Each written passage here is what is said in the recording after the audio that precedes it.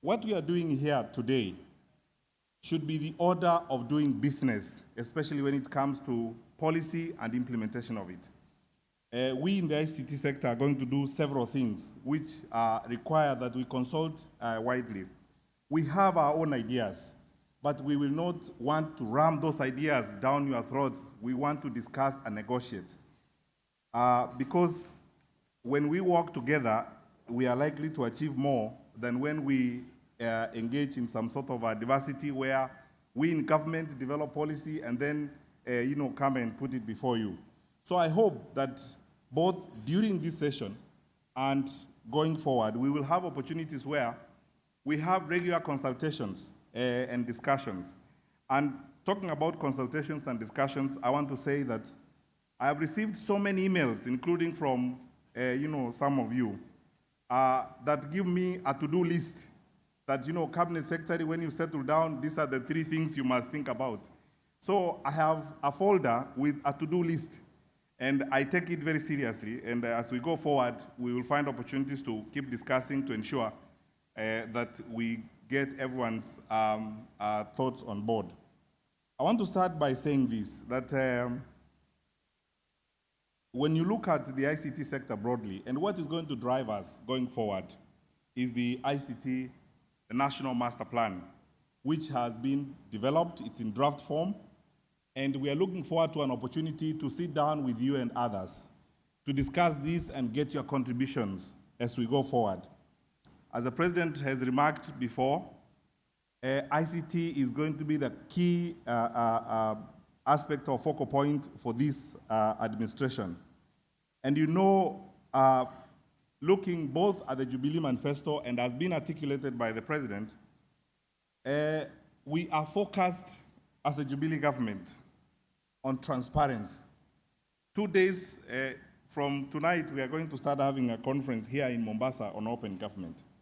We truly want to run a transparent government, and we are focused on transparency. We want to run government out in the sun where everyone can see what we are doing and can contribute to what we are doing. We are focused on security, on job creation, because this is a serious issue. We are interested in improving, our national brand and, of course, tourism. A lot has been said, and my colleague, Adam, made reference to investment in, emerging industries and developing our national infrastructure so that ultimately we improve public service delivery. And I want to emphasize this, improving public service delivery. One of those dreams I have is that by the next 4 or 5 years, by the end of the term of this, first term of this administration, you'll be, a patient will go to a referral hospital, for example, in Mombasa, and information on that patient will be available in a database, which will be accessed by a doctor at Kenyatta National Hospital if this patient has to be referred to Kenyatta National Hospital. That is how we want to work. We want to ensure that our public service delivery is very effectively improved, so that the Kenyan people can actually feel it. They can feel government and they can feel the efficiency of the what our government can do. We, because of all these things that I've said, that are key pillars, for the Jubilee government, ICT is critical in this, in the achievement of these objectives, especially because, as I've said, if you look at Vision 2030, ICT is a key enabler to the success of Vision 2030. We hope that when we move forward or when we complete the development of the National Master Plan, we will be able to have a very clear roadmap on how we are going to implement our ICT as we go forward.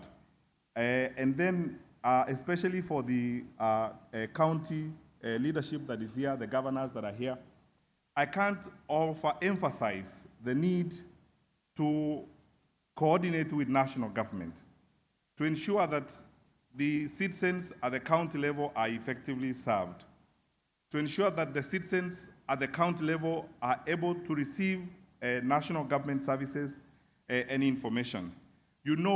According to the County Government Act, governors or county governments are supposed to provide or establish citizen information centers, the CICs, in every county. We want to work with county governments to establish the CICs to ensure that citizens can obtain information closer to them. I wish we had time, because I would have gone back to this famous question that we always ask. Why did we want devolution, actually? Why did we want devolved government? Services, delivery of services was one of the key reasons why we wanted devolved government.